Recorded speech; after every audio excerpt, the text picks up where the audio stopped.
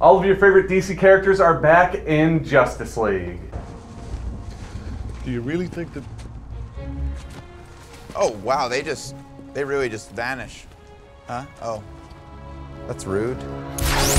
I'm joined here today by new St. Joseph News Press Lifestyles reporter, Daniel Cobb. Daniel, welcome. Now, Daniel, Justice League is to the DC Extended Universe what the Avengers was to the Marvel Comics cinematic universe.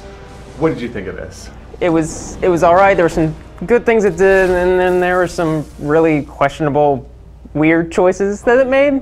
I think one of the things that Marvel did so well is they gave a lot of the superheroes in the Avengers standalone films before this, whereas this one, we know Wonder Woman, we know Batman, and then we're introduced to these new characters, The Flash, Cyborg, Aquaman, and they never really do much beyond the surface to flesh them out. So we're spending 2 hours with these characters and we don't really get to know them. We don't really care about them unless you read the comics or something like that. So it ends up being a bit of a disappointment, especially with the villain, Steppenwolf, who is this horrible CGI creation that we couldn't care less about.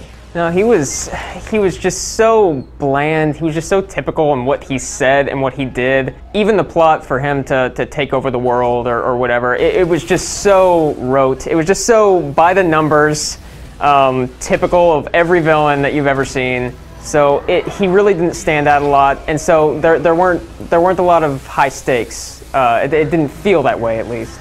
The visual effects in this movie were mediocre.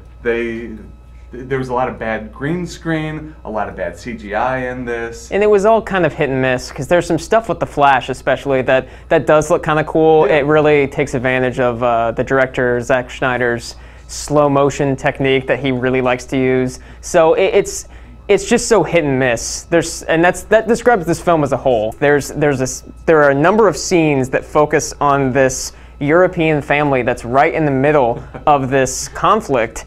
And I guess they're trying to get emotion out of the audience with this family to make it hit closer to home, but it just doesn't go anywhere, and It doesn't really do anything interesting for me to look at and go, oh, okay, yeah, I get where they're going with that. It just sort of ends unceremoniously, and it doesn't go anywhere. What would you give it for a rating?